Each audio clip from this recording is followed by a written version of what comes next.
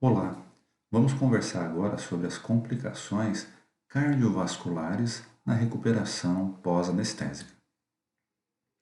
A hipotensão arterial é uma das principais complicações cardiovascular na sala de recuperação pós-anestésica.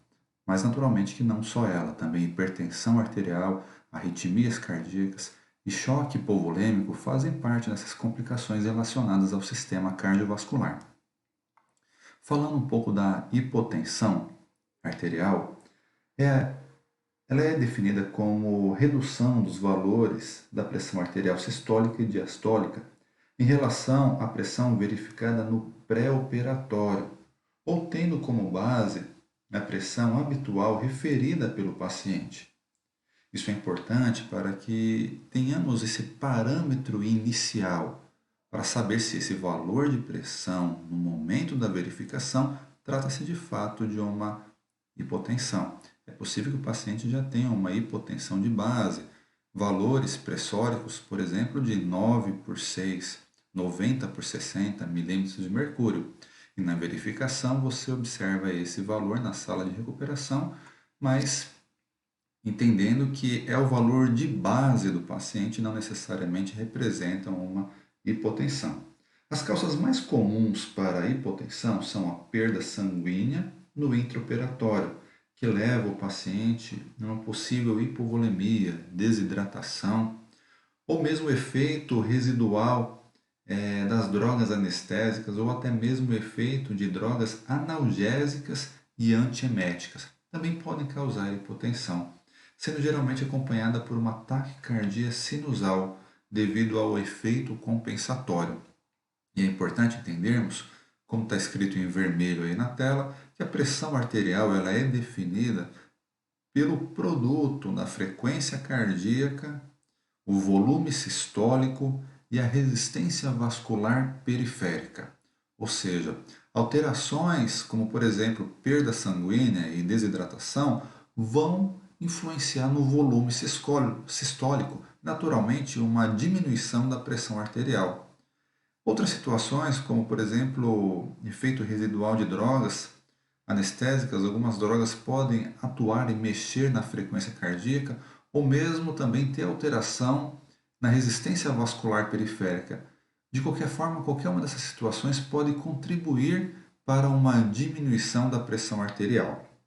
E é observado então uma taquicardia sinusal compensatória, uma vez que os valores da pressão arterial estão diminuídos, uma forma de compensar essa situação, o próprio organismo trata de providenciar uma elevação da frequência cardíaca. Como vocês podem ver nessa fórmula, a frequência cardíaca faz parte então da pressão arterial. Aumentando a frequência cardíaca, naturalmente que a pressão arterial também irá aumentar.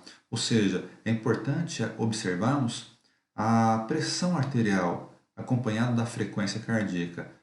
No geral, uma queda da pressão arterial evolui com o aumento da frequência cardíaca. Algumas recomendações na hipotensão. Existe a recomendação, por exemplo, de elevar os membros inferiores ou colocá-lo na posição de Trendelenburg, desde que não haja uma restrição devido a comorbidades como insuficiência cardíaca congestiva. Essas informações são importantes se ter antes de fazer uma elevação dos membros inferiores, ou mesmo Trendelenburg no paciente. Verificação da pressão arterial frequentemente e com um manguito de tamanho adequado à circunferência do braço do paciente até que se haja estabilização da sua pressão. Aí na tela tem um quadrinho na parte inferior que descreve então, a largura ideal do manguito e o comprimento da bolsa para cada parâmetro de circunferência de braço. Essa tabela foi retirada da sétima diretriz de hipertensão arterial e lá traz essa informação. É importante que o esfigmomanômetro seja adequado à circunferência do braço do paciente que está se verificando a pressão.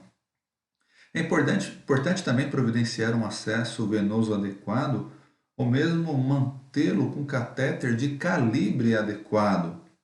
Então, uma punção venosa e um calibre adequado desse acesso.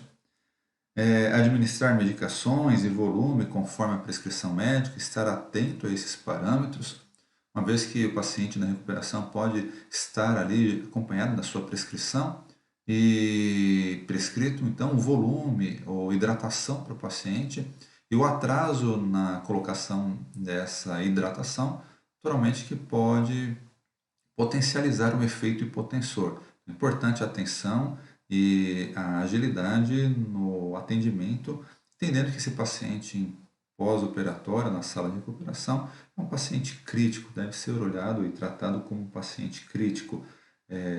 Fato que vai ter uma relação com o tipo de anestesia, o tipo de procedimento cirúrgico que ele foi submetido. É importante também fazer o registro de todas essas observações e os cuidados prestados. A hipertensão arterial, uma outra complicação, pode ser definida como a presença de um nível persistente de pressão arterial em que a pressão sistólica encontra acima de 140 milímetros de mercúrio e a pressão diastólica acima de 90 milímetros de mercúrio. As principais causas são o aumento da dor, distensão vesical, hipoxemia, hipotermia, cirurgia cardiovascular, drogas usadas durante a anestesia ou associadas a outras doenças como felcromocitoma ou mesmo hipertiroidismo, entre outros. São causas que podem elevar a pressão arterial e ser visualizada aí na recuperação pós-anestésica. Os distúrbios emocionais também podem levar a alteração, como por exemplo diferentes emoções, o paciente está emocionado com o procedimento, ou preocupado com a situação, enfim, são fatores que também podem alterar os níveis pressóricos, a própria obesidade, paciente que tem uma ingesta excessiva de álcool, no período que antecede o procedimento cirúrgico, ou mesmo uma superestimulação de cafeína, tabaco ou outros estimulantes também podem influenciar no aumento da pressão arterial.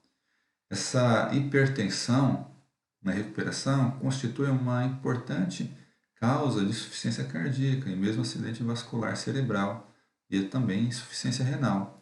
Antes de realizar a cirurgia, o paciente deve ser avaliado pelo anestesiologista, que autoriza clinicamente o procedimento. Muitas vezes, a hipertensão é uma condição para a suspensão da cirurgia.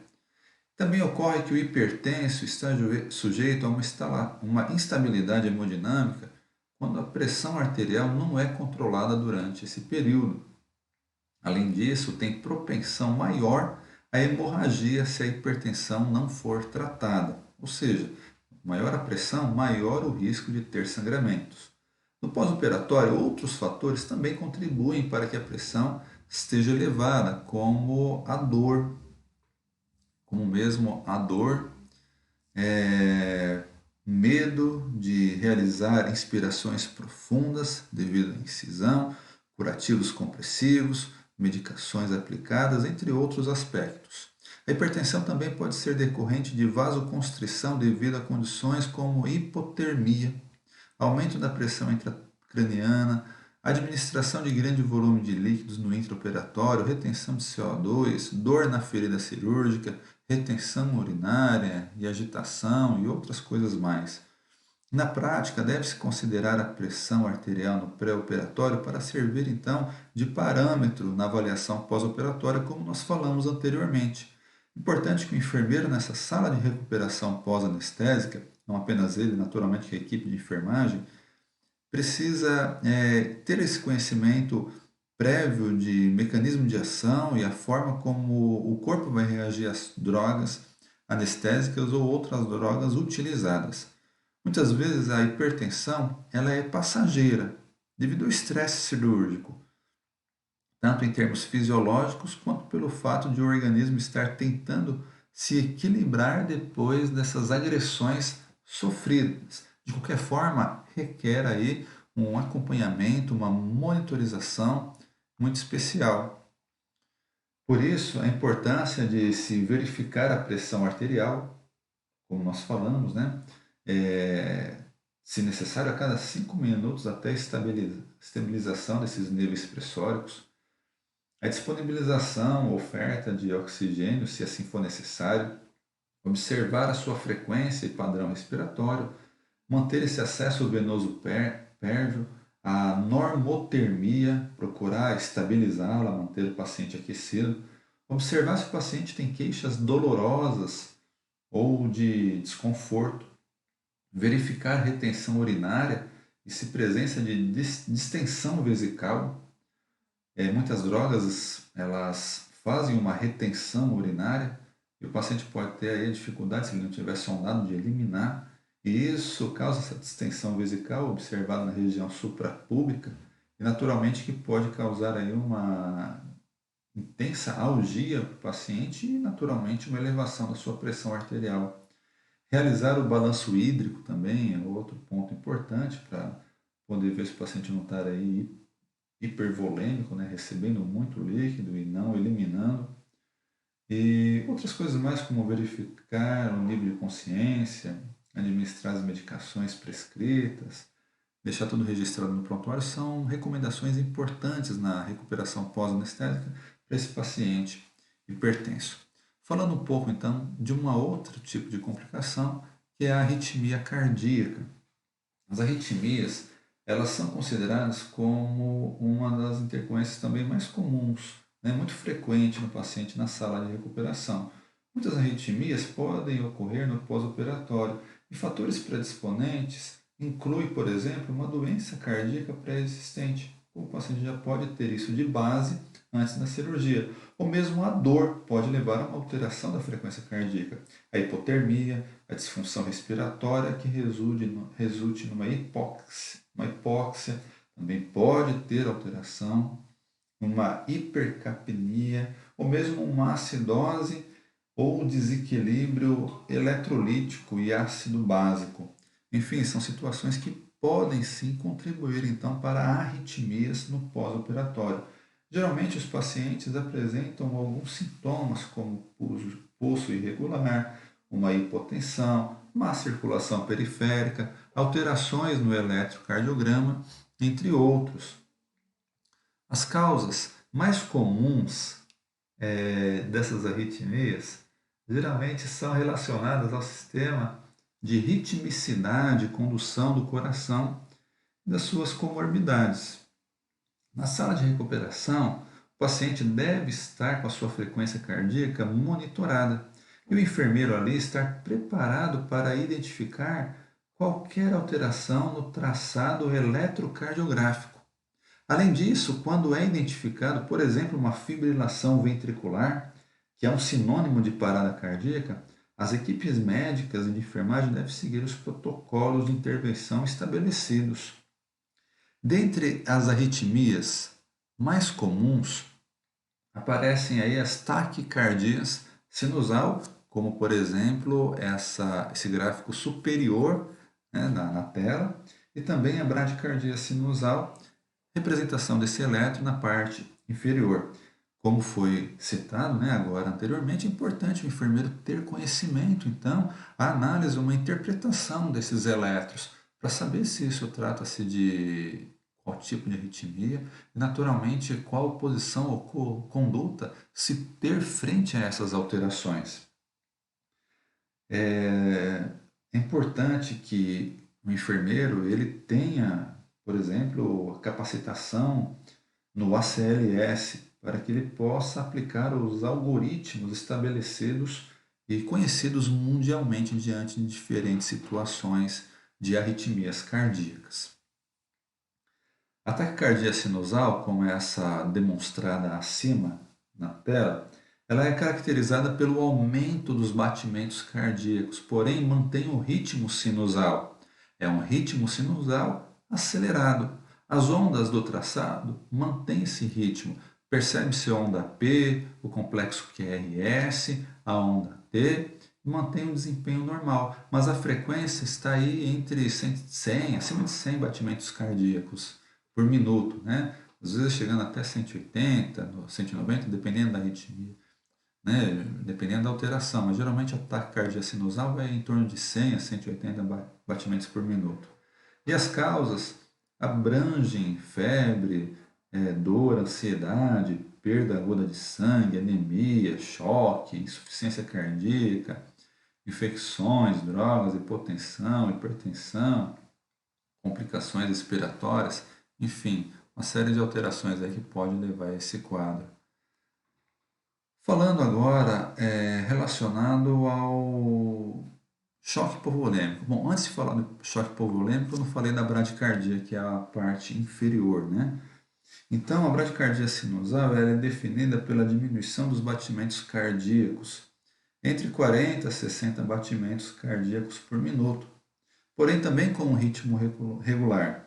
Percebe-se a onda P, percebe-se o complexo QRS e também a onda T mantendo seu desenho normal. Pode decorrer de uma estimulação vagal, por exemplo, ou mesmo o uso de medicamentos digitálicos, que aí diminuem a frequência cardíaca, tem um efeito cronotrópico negativo. Ação prolongada de drogas utilizadas antes ou no decorrer da anestesia também. É importante se atentar ao estilo de vida prévio desse paciente, né? Atletas, por exemplo, podem ter uma bradicardia fisiológica, né? Isso não representa nenhum significado de importância clínica.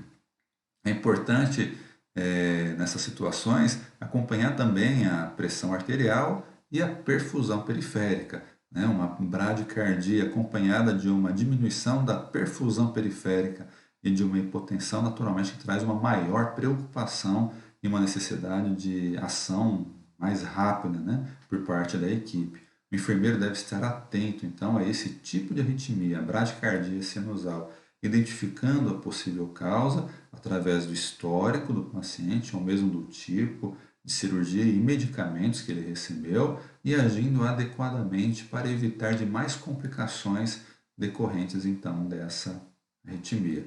Por isso, quando falamos dessa principal complicação, desse tipo de complicação, que são as arritmias cardíacas na sala de recuperação pós-anestésica, é importante entendermos a necessidade do paciente manter então a sua frequência cardíaca monitorada e o enfermeiro ter ali um conhecimento prévio suficiente para fazer essa interpretação, ainda que básica, desse eletro e entender então, relacionar o seu histórico ao seu contexto de cirurgia, de anestesia, para poder ter uma melhor e mais eficiente assistência nesse momento.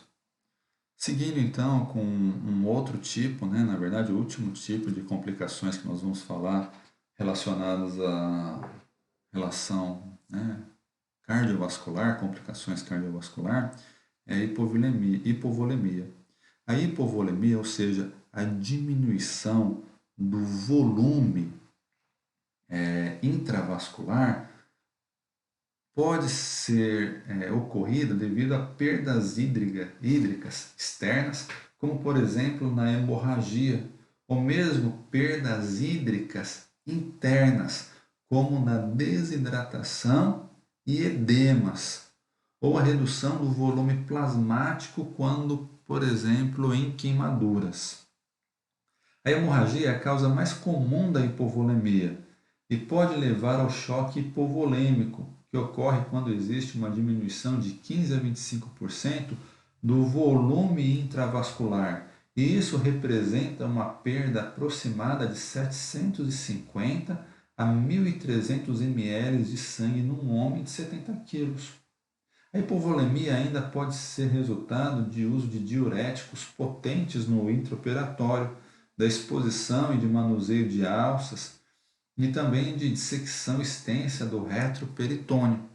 A hipovolemia ela pode ser corrigida através da reposição hídrica com o uso de soluções cristalóides como soro fisiológico, 0,9%, e Ringer com lactato, ou mesmo soluções colóides como albumina e outras soluções, como por exemplo o Voluven. Já em casos mais graves, onde o paciente está em processo hemorrágico, pode haver a necessidade mesmo de intervenção cirúrgica. É importante que o enfermeiro esteja atento, então, à prescrição dessa hidratação, tanto de cristalóides como de soluções colóides, para fazer e manter aí essa monitorização da pressão arterial e frequência cardíaca, tentando se antecipar ao choque hipovolêmico ou mesmo na tentativa de reversão desse quadro. Vale salientar que um sangramento excessivo durante a cirurgia pode acarretar sintomas importantes no pós-operatório, como mesmo alterações neurológicas, dispneia, taquicardia, hipotensão, isquemia miocárdica, entre outros. Então, como recomendações na intervenção da hipovolemia, podemos resumir na reposição hídrica e, se necessário, intervenção cirúrgica. Mas, naturalmente, que é importante estar atento e ver a necessidade de administração de oxigênio úmido ao paciente, a reposição de líquidos, conforme a prescrição médica, como falamos, observar os sinais de sangramentos no curativo, na ferida operatória e nos locais de inserção de drenos, computar o débito e verificar o aspecto do líquido drenado de catéteres e sondas, realizar um balanço hídrico frequentemente, elevar membros inferiores se assim não houver contraindicação, monitorar os sinais vitais do paciente, incluindo a avaliação da dor, manter o acesso venoso pérvio adequado e preferencialmente calibroso, enfim, manter o material de atendimento de emergência próximo, deve estar já checado, conferido e pronto para uso previamente, registrar todas essas ações e intervenções no prontuário do paciente. Enfim, nós encerramos aqui então falando sobre essas principais situações que ocorrem nas complicações cardiovasculares. E aí nós temos como resumo a hipotensão, a hipertensão, as arritmias e o choque hipovolêmico. Muito importante no pós-operatório, o paciente na sala de recuperação, a monitorização da pressão, da frequência cardíaca, da saturação, enfim, dos parâmetros de sinais vitais. Esse controle deve ser feito, se necessário, até de 5 minutos no momento de maior instabilização. Quando mais estável, pode ser prolongado esse intervalo para 15 em 15 minutos, 30 em 30 minutos. Conforme a estabilização do paciente vai evoluindo, menor é a necessidade de um intervalo mais curto de monitorização. Mas o importante é que esteja monitorado. Atentar-se, então, à frequência cardíaca, à pressão arterial prévia do paciente, ao histórico dele, ao contexto desse paciente previamente. Lembrar que na alteração de uma hipotensão arterial é esperado um aumento da frequência cardíaca de forma compensatória. Enfim, são vários detalhes importantes aí que o enfermeiro, a equipe de enfermagem tem que estar atenta para a monitorização e adequada assistência ao paciente na recuperação, pensando nesse momento nas complicações cardiovasculares. Encerramos aqui a conversa e desejo um grande abraço e um bom estudo a todos. Até a próxima!